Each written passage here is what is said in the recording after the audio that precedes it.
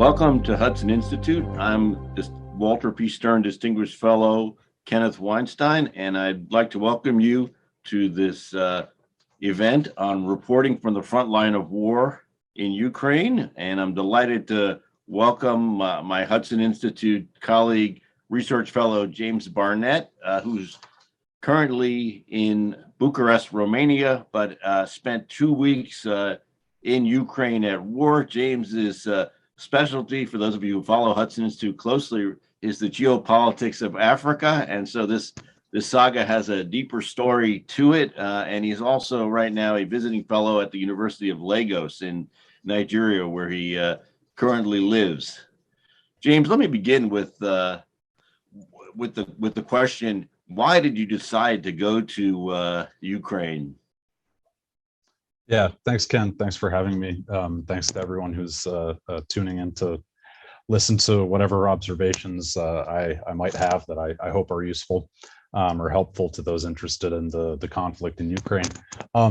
Yes, so it's a very valid question. It kind of came together last moment when the war in Ukraine started. It had not been my plan to go up there. I've done a bit of a good bit of freelance journalism before. I do kind of various different projects ranging from more kind of academic research side to more writing for magazines and such. And I was very concerned by what I was seeing on social media, following the war from afar, as I think many of us were. But it hadn't actually been my plan to kind of reposition there and go into the conflict to cover it. What actually originally brought me up to Europe. I was planning to write a story that's kind of was going to be more about Germany than about Ukraine. So through various connections, in fact, through connections from Nigeria, I knew in particular one former Bundeswehr German soldier who kind of called me up one day. It happened to be the day that I just submitted a bunch of big projects, met some deadlines. And he called me up and he said, "Hey man, been a while since we talked. A bunch of my buddies are joining the Foreign Legion in Ukraine. We're going to head out in a week or so. And, we're really excited about this. This is really interesting. We're going to have this kind of, we're going to be fighting this great kind of imperialist aggression in Europe." And he sounded very excited about this. And he was saying, "Oh, and you're a journalist, right? Like maybe you should come along. You should join us." And when I kind of heard more about him, his plans, his buddies, the friends he was going to travel with, and this was still a couple weeks into the war in Ukraine, and so it was relatively early on. I'd been consuming a ton of news about it, just kind of out of my own personal concern, I guess, or interest. And I thought it was interesting because while there was a lot of news coverage of Ukraine, there hadn't been at this point any kind of many serious profiles of these international Legion volunteers, these foreigners who were going to fight in Ukraine on behalf of the Ukrainian people and the Ukrainian government. And I thought it was particularly interesting that it would be a kind of a focus on Germany and the German military, because that's been an area of mine that I wouldn't say it's kind of a professional area of competence, but kind of German foreign policy and society had always been a very kind of a subject of interest to me. And I thought it would be, just from kind of the writer's perspective, I thought, okay, this will be really interesting. Germany has, kind of a relatively kind of officially, a relatively non-militaristic foreign policy. How do the average German soldiers see that, especially now that there's war in Europe? It's a long way of saying I came up to Berlin, I was staying with friends, and then kind of over the course of 24 hours, all of the German guys I was going to travel with got cold feet. And it was largely as a result of, by this point, so there's about 3 weeks into the war, if I'm recalling correctly, the Ukrainians had some experience with foreign fighters by now. And a lot of the people who had been showing up in Ukraine were people that didn't have combat experience. They were well-meaning, or maybe they were looking for adventure, or whatever their motivations and how much they wanted to fight. Some of them were proving to be kind of a liability from the Ukrainian side. And actually, there had been a big Russian strike where they hit a border very close to they hit a base very close to the Polish border where a lot of these foreign fighters were based. And so kind of very shortly after that, the Ukrainians essentially put out a notice saying, we're only going to take actual combat veterans, people with real combat skills.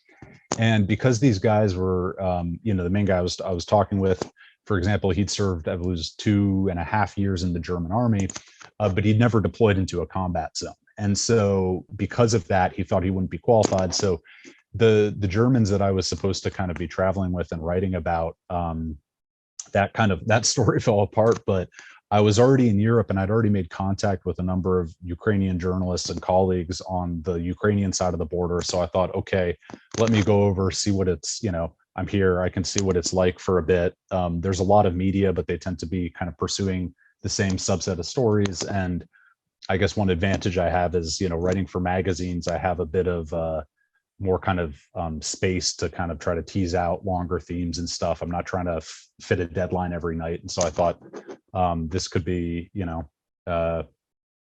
it's kind of this seminal critical moment in European history. And yeah, I'm here on the continent. I think I should go maybe. So yeah. That's absolutely extraordinary. So you're in Berlin, and you decide you're going to go to Ukraine without your German buddies who were going to join the Foreign Legion. So you decide to go, and so how did you get in? Where'd you go at first? And what was your reaction? I mean, simply getting from Lagos to Berlin is, I assume, a challenge, let alone getting from Berlin into Ukraine. Yeah, thanks. Great question. Surprisingly, getting from Lagos to Berlin is actually easier than getting from, say, Lagos to Ouagadougou, the capital of Burkina Faso. This is actually a big, kind of like a big issue that West Africa has, which is that, and this is a bit of a tangent, but they have a serious issue with kind of lack of flight connectivity. So because I guess where a lot of the travel, a lot of the people who can afford it, airlines, they're flying more from Europe to Africa or Africa to the Middle East. So I booked my ticket 2 days before I left in Turkish Airlines at a pretty reasonable price, and got to Berlin that way. So that actually wasn't so much of an issue. In terms of getting into Ukraine, the Ukrainian government has made it quite easy for journalists to go in and to enter the country and report. You essentially have to go through a process of getting accredited, which they do through the Ministry of Defense. And in my experience, a lot of times other countries and stuff, getting an accreditation process can take a very long time. I got mine, I think, within 48 hours, because so many journalists are heading to Ukraine these days. And the Ukrainian government, I think, very consciously is trying to welcome foreign journalists and to say, look at what Russia is doing. So, I was sponsored by a magazine, New Lines magazine, which I've written for, including my dispatches from Europe so far. And so it was relatively easy, to kind of send in the basic information. I assumed that they kind of, ran me against some SBU database to confirm that I wasn't someone who showed up in areas where Russian dissidents get assassinated around that same time. They have to check your background, but the actual kind of process was pretty easy. I took a train from Berlin to Warsaw. There are lots of those, and then carpooled with some people from Warsaw to the border to a small village called Medica, which is one of the border crossings between Poland and Ukraine. And then from there, on to Lviv, which is the large kind of Western Ukrainian city that has kind of really become a hub for international journalists, humanitarian workers, diplomats. So the city, which is traditionally has quite a tourism appeal in some ways, as I kind of mentioned almost jokingly in my first dispatch from Ukraine, the city still feels like a very touristy destination. It's just now it's the CNN camera crews and stuff who are taking over the hotels.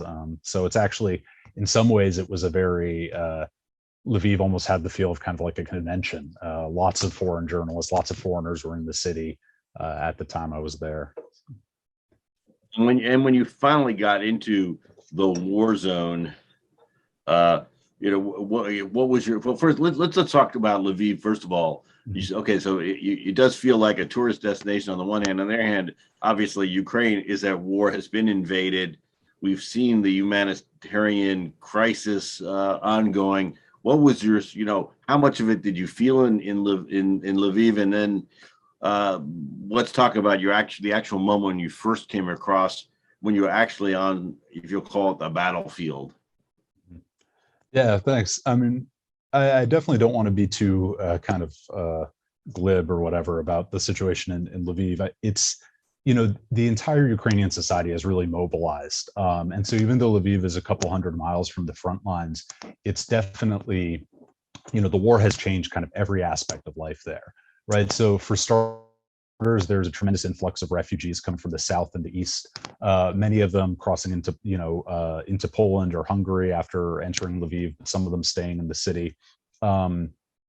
And then the military also, there's a massive recruiting drive. There's something called the Territorial Defense Forces, which is part of the kind of alongside the National Guard, which are mobilizing in every part of Ukraine. And so there's lots of kind of local mobilization of local military and National Guard units, and a real, I guess, a real concern for or alertness about the possibility of Russian saboteurs in the area.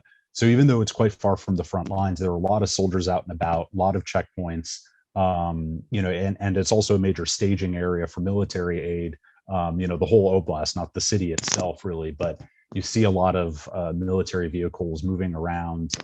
I spent a good bit of time traveling around the oblast, visiting some of the villages and smaller towns in Lviv to get a sense of how kind of the war is changing things in these smaller communities further from the front lines. It's very visible there, both in terms of just demographically. You have lots of, large portion of the population is now joining the armed forces or the National Guard in one way or another. People are kind of shifting their economically, the kind of everything, all the businesses, everything from farming production to the clientele of the coffee shops is kind of shifting. And so there's a lot of stuff, a lot of kind of diverting efforts to the war effort. And then also a tremendous kind of push from volunteers, ordinary civilians who are pitching into the effort one way or another. So in my article, I mentioned seeing, local grandmothers knitting camouflage nets that they're going to then send to the front to use, put them on Ukrainian tanks to shield them from Russian aircraft. A lot of people making monetary donations, donating clothes, and certainly I think what I also saw was kind of and this is maybe something that gained much more of an appreciation for when I was there in the country, is seeing how kind of, when the entire nation is mobilizing for war, and particularly it's a war being fought against a military that doesn't distinguish between civilians and military targets, which was kind of a theme in my second dispatch from southern Ukraine, closer to the front, is that everyone is kind of pitching in and working to support both the refugees, but also the military. You'll have families that open up their houses to refugees and give clothing to, donate clothing to the local centers. But they're also, they're donating anything that could be used as a balaclava, for example, to give to the troops in the front line. So there's this very kind of mass mobilization throughout society that I think is really kind of impressive to watch, and is just not something that I think I fully appreciated before I got there. It has to be the first time in your life I suspect most of us don't get to see, and unfortunately don't get to see this. So it had to have been the first time in your life you've seen this kind of mass civilian mobilization. And in terms of, let me ask you, in terms of you getting around Ukraine, how did you get around? Were you by yourself? Were you with journalist colleagues? Were you taken around by Ukrainian officials? Yeah, no, great question. It's, by the time I got there, again, a few weeks into the war, in some ways there was kind of already an infrastructure in place for journalists, humanitarians coming in. So, the simple answer is, right, like, I think all of the journalists, pretty much all the foreign journalists in Ukraine, not all of them, but most of them, and certainly myself included, are deeply indebted to Ukrainian colleagues, whether you call them fixers, or drivers or translators. But I mean, there's a whole kind of a number of Ukrainians from various professions. A lot of the colleagues that I worked with hadn't necessarily been journalists, but had worked in media or something like that. And because they already had contacts with international journalists or had worked with international film crews, for example, they kind of made the transition almost overnight to working with news crews and journalists coming in. And so they're, I mean, truly invaluable, especially if you're kind of a doofus like me who doesn't even speak the local language or more than a few phrases. I was able to get by sometimes. Most days I was there, I didn't have a local translator. I was just kind of getting by on my own.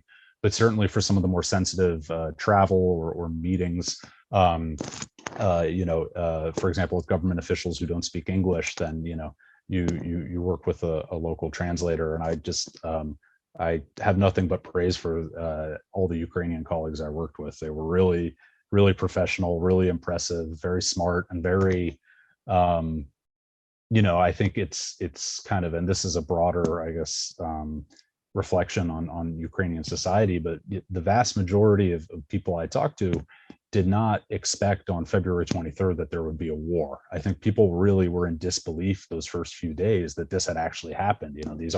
This isn't supposed to happen, right? This is the stuff we read about in school and textbooks or heard our grandparents talk about.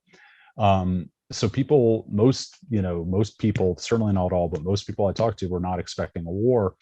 And then kind of very quickly, they adjusted to this kind of wartime reality and were, you would think that they had been working in a war zone for years or whatever, just with kind of how confident they were, how professional, the way that they measured risk, risk and reward.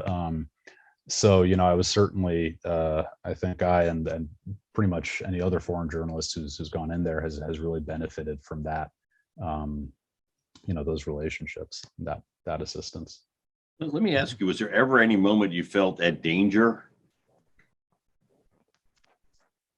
Yeah, it's a relative concept, sure. I think for a number of reasons, I didn't, my goal was not to kind of be there in the trenches, for long term. And I do want to say, kind of as a general matter, I think, there are a lot of journalists, and there are certainly Ukrainian journalists, but also some foreign journalists in Ukraine who have, taken a lot more risk and spent more time than I was there. I'd hoped to spend closer to a month, but because of various factors, including obligations in Nigeria, personal and professional, I had to, I couldn't spend up to, I couldn't spend more than a month in Europe.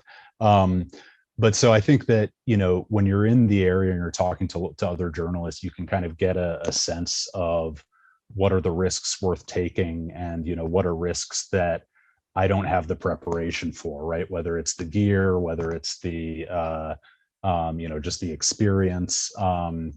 And you kind of weigh that with also, okay, is this an area where is already a ton of news coverage, or is this an area where I would actually be able to go and have something new to report? And again, one of the benefits of going in for the past, when the war had already started several weeks ago, was that I was able to see kind of a lot of the reporting that had already been done, some of it really fantastic, by journalists who knew the country much better, had spent a lot of time in war zones in similar situations. And so I could kind of see, okay, they've covered that area, and that sounds like an area that maybe I wouldn't benefit much from going to, and could potentially be very risky. But in terms of risk, certainly I spent one day in a kind of a frontline city, Mykolaiv, which is the city north of Odessa, that's kind of really been holding out since the beginning of the war, initially under a very intense Russian ground assault. But in the past few weeks, it's been essentially incessant Russian bombardment.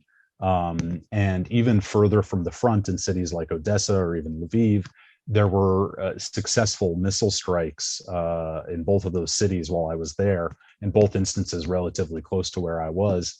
And in each instance, the Russians weren't aiming for kind of the historic, downtown or the populated city center. They're going for infrastructure.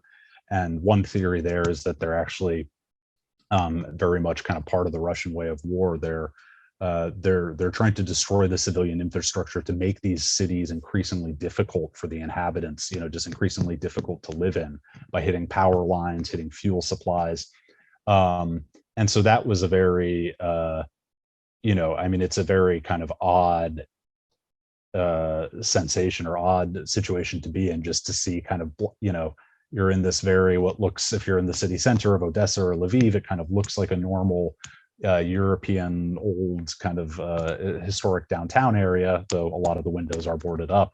But then you've got this black smoke billowing out, and you realize, oh, that's a fuel depot a couple kilometers away. So there was often this kind of weird disconnect between, parts of, you could be in one part of the city and things seem very ordinary, but there's this, you check your phone and it's, oh yeah, that explosion was actually very close, I'm now seeing. And in terms of let's say Mykolaiv in particular, what's your sense, but also Odessa or Kyiv, what's your sense in terms of the civilians who were there? How are they coping? What's their reaction? Also, how do they feel about what the United States is doing for them?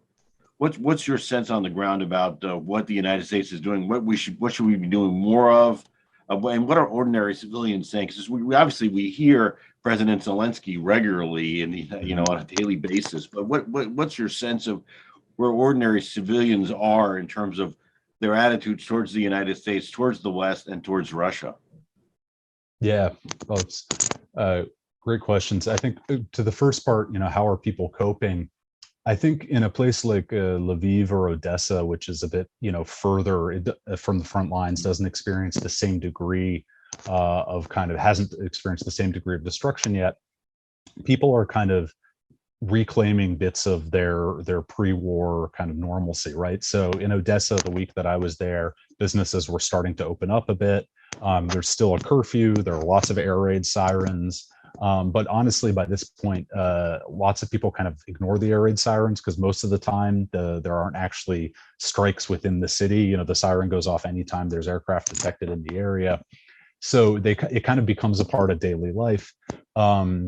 And I think that, I spoke with a lot of people who were volunteering in one capacity or another. And I think it was really impressive to see how they managed to kind of, on the one hand, they kind of reoriented most aspects of their life towards helping the war effort in one way or another, or helping refugees, and that was their job now. They were involved in all this kind of this volunteer activity, but on the other hand, they were kind of able to, and very kind of intent on maintaining some elements of their kind of ordinary lives, right? They don't want the Russians, they're not going to let the war take that from them, not going to let the Russians take that from them, whether it's, being able to go grab a coffee with a friend, or, even they've done kind of like movie screenings and stuff, and they've moved them to safer locations, but people are kind of learning how to adapt, though of course I don't want to, again, kind of overstate how or rather understate how difficult it is, and people I think are very anxious, of course, about how long the war will persist. In terms of popular attitudes towards the U.S., I think that people by and large were very happy to see kind of Americans or foreigners there. They felt that certainly we were partners. I think that very often I would hear that, that we're not doing enough. I think, there's been a lot of focus in Western media, Western commentary about the debates over imposing a no-fly zone over Ukraine. And while I certainly heard some people repeating kind of like Zelensky's requests for no-fly zones, I've certainly heard officials say that. I think what I heard more often was not people kind of wishing for a no-fly zone, wishing for direct American or NATO intervention, but rather just increasing the quantity and quality of military hardware that NATO powers are sending to Ukraine. I think that there's a real sense among the public that Ukraine has a really good army, that Ukrainians are fighting well, they're fighting hard. This is something that a number of people admitted, we wouldn't have guessed that before the war, because there's been this war grinding on for 8 years in the Donbass. We'd heard there's been all this propaganda from the Russians about how powerful their military is. They produce these slick ads and, recruitment videos and such. Corruption has historically been a problem that's undermined the Ukrainian armed forces, certainly prior to 2014. But in the past month, or by now 6 weeks, the Ukrainians have really demonstrated that they are one of the most effective fighting forces out there today. And so I think that there was a sense of pride in that, and that, for a lot of people I talked to, that kind of translated into this, a sense that what we really need from you guys is not your own, your direct intervention, but just you have the best military hardware in the world. Our military is a smaller military, poorer military. So you give us that hardware, we'll know what to do with it, right? We can handle these Russians. We're showing that already. But especially, I think the concern is really with the Air Force and the airstrikes.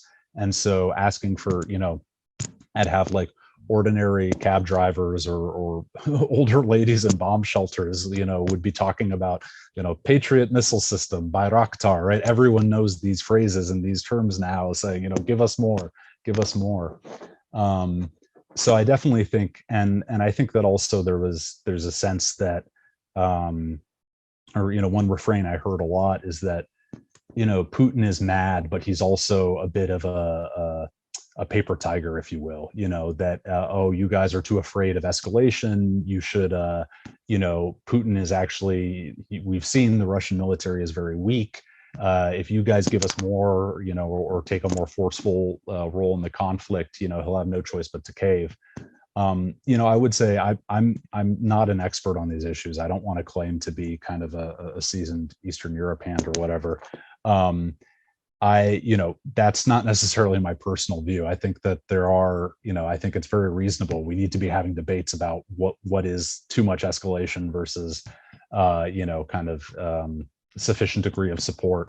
But I certainly think that the sentiment among the population there, which is already fighting the Russians, is that, look, these guys are already doing, they're throwing everything they can at us. We're holding the line. So, give us more support and we'll push them back. I think that's the attitude I encountered the most. So a country at war, I guess, develops, as you're saying, kind of a popular strategic consciousness in a way that people have a sense of how the war is going, about what's needed, how to respond to it. Let me ask about, did you sense a differentiated view, say, of Germany? The Ukraine had long been critical of Nord Stream 2, long been critical of Angela Merkel and her foreign and her economic policy and her security policy. Did you sense a difference with regard to the Germans in particular, but other Europeans from the United States? Yeah, that's a great question. It's not something that I asked every official or every Ukrainian I spoke to, but I'd say that, President Zelensky himself kind of stated this pretty clearly, right? When that one speech where he was saying, the countries that support us versus those that aren't with us, and he was a bit critical of Germany. I did hear similar remarks, particularly about the Russian oil and gas, right? That the Europeans, that you like the sentiment that we've been warning the Europeans for a very long time about Putin, about how they're so dependent. And now they're afraid because they don't want their, they don't want to lose their heating in winter. And so they're not going to be as tough against Putin as we hope. I think people were very, there was kind of an appreciation of how hospitable other European countries, including Germany, had been to Ukrainian refugees. I think that sentiment definitely came through. And, I will say, having traveled now, I've been in 5 European countries, 4 countries beside Ukraine. And certainly this is a cause that is on everyone's mind, right? Germany, for example, is not a country known for waving flags. But you see a lot of Ukrainian flags in Berlin, and there are a lot of volunteers going out every day to the Hauptbahnhof to help the refugees who are coming in from Ukraine, who are getting off the train, to provide them some sort of assistance. So I definitely think that, you know, and now I'm in Romania, similarly seeing Ukrainian flags. So I think that there is kind of, this war is very much in the public consciousness in other European countries as well, in a way that, you know, other conflicts haven't been. Yeah, no, the Germans certainly have stepped up in the post-war period in terms of welcoming refugees, taking them into their houses. It's been extraordinary to watch, and I've seen with my own German friends certainly pictures of them going to Hauptbahnhof and Berlin to meet people and to take them in. Let me ask you about your travels in Romania in particular, and in the rest of as you said before we were on, you said you're back under Article 5 territory. You feel a little safer. You know, the Romanians have been extraordinary in stepping up in this war effort, as have the other Black Sea allies, NATO allies, including the Turks. What's the sentiment on the ground in Bucharest and also in Moldova, where you were as well? Mm-hmm. Yeah, I mean, I think you know, here, just I've only been in Bucharest a couple of days, but from what I've gleaned, I think that people are very, you know, this war is definitely hitting closer to home than I think a lot of people are comfortable with. But I think that the fact that this is a NATO country really does give people a lot of confidence. And you know, it's Romania feels very, you know, it's very integrated into the European Union, into NATO, and so I think there's very much a sense that whatever, you know, at least the few conversations I've had on this, that kind of whatever crisis there is in Ukraine, you know, Romania is very well positioned, right? And that compared to the possible trajectories the country might have gone in the 1990s, right? I was in Ceausescu's mansion this morning, you know, saw the famous golden bathroom, and so kind of I've been thinking about that history, and I think, you know, there's definitely a sense of, oh yeah, we made the right decision in the 90s to kind of orient ourselves towards the West. Moldova, I think, is really interesting because their position is much more precarious. Outside of NATO, outside of the EU, you know, the contrast between Moldova and Romania is really kind of quite visible. Again, I mean, I say this not as someone who purports to be an expert in this area, but you can just kind of visibly see it. And you look at all the basic economic indicators, the development indicators, and it's because, you know, I mean, there are a number of reasons for that, but one of the major reasons is that Russia has in some ways kind of a de facto veto over Moldovan policy because there's this Transnistria conflict, right? This little stretch of land that, you know, you could barely consider a state, but it's occupied. You know, there are Russian troops there. The estimates vary, but because Moldova is a small country, military of only, you know, 6,000 to 7,000 forces, it's a landlocked country. It's you know, they feel very vulnerable. And I think, you know, I had some very interesting conversations in Moldova with some, you know, both ordinary residents as well as some former officials. And, you know, the Moldovan government's official policy is one of neutrality because they're trying very hard. They don't want to offer any pretext that could give, you know, any potential pretext for Russia to kind of activate and unfreeze that conflict in Transnistria, if you will. And I think in Moldova, you know, the border is just an hour away from Odessa. So the war is very real for them. And there's a very real fear that if Ukraine, you know, it's literally a quote I heard, you know, if Ukraine falls, we will be next. And so I think that there's that, you know, doesn't give the country that concern hasn't given the country as much kind of flexibility in its foreign policy. There are definitely criticisms of the Moldovan government that it hasn't done enough, that, you know, Putin is not someone who even needs a pretext, as we saw in Ukraine, so that the Moldovans should in fact be taking a more vocal position. I think that, you know, the one area where Moldova has done incredibly well, everyone is in agreement here, is on the humanitarian front. They've, you know, Ukraine and Moldova have always had close relations. There was visa-free travel even before the war. And now the country has taken in hundreds of thousands of refugees since the war started. Most of them don't stay in Moldova. You know, most of them pass through into other countries, but still there's kind of every day, there's constant movement of people into Moldova. now the war is going well enough that some people, for the Ukrainians, that some people are crossing back into Ukraine. At the border crossings, I did see people going the other way, which is interesting, and interviewed a few of them, heard their stories and perspectives. But certainly on the humanitarian front, that's something where, and it's not even the Moldovan government so much, it's ordinary Moldovan people. What the statistic I was told was that roughly 90% of refugees in Moldova are being housed privately by individual families rather than in camps or anything established by the government or the INGOs. Incredible. And your sense is most of the refugees want to return to Ukraine? That's a question. Yeah, definitely. I mean, I think that there's, being a refugee is tough regardless of the situation. But I think, and regardless of which country they're coming from. But I think that certainly there's been a kind of a greater sense of optimism growing in the past few weeks, certainly compared to the first days of the war. And so there is a desire to, a belief that it really is, it is, potentially, it will be feasible, and the right thing to do to go back.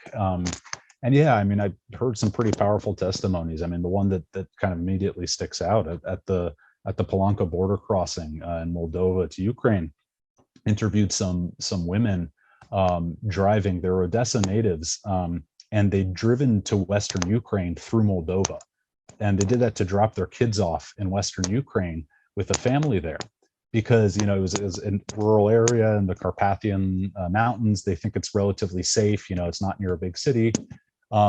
So they're moving their kids out of Odessa because they really are concerned about the situation there, as I think they're very correct to be. But they didn't want their kids to be refugees in another country. They wanted them to stay in Ukraine, where they could get Ukrainian education, be there with a Ukrainian family. But they were concerned about driving the roads from Odessa into the western part of the country, again, for valid reasons. And so they drove through Moldova, and then they were going back to Odessa. It was two women. Both of them, their husbands had joined the military, and they wanted to be back there with their husbands in the city. And just hearing a story like that, it's kind of a humbling moment where I remember I can get stressed about my own kind of personal life decisions, or, work this, where should I move? Should I be an idiot and go to Ukraine or whatever? But it's not, the stakes aren't the same, right? Just these are people who are kind of overnight, they've had their lives upturned, and they're now having to make these decisions about, okay, how far away do I need to move my family to make them safe? Do I stay and support the war effort here, or do I move out of the country to someplace safer? So just hearing the kind of different perspectives and how people are approaching that question has been really fascinating, and in most instances quite inspiring. On that very inspiring note, and an incredible story of these women driving through Moldova to get their kids into safety inside Ukraine, where in rural Ukraine. It's really it's just been an absolute pleasure. Learned a great deal, and just want to congratulate you. I've been chatting with James Barnett, Hudson Institute Research Fellow, and just want to remind everybody that his reports from Ukraine can be found at New Lines Magazine, and urge all of you to read his reports. James, look forward to continuing the conversation before too long. Safe travels back to Lagos, and thank you very much for being here today. Thanks so much, Ken. Appreciate it.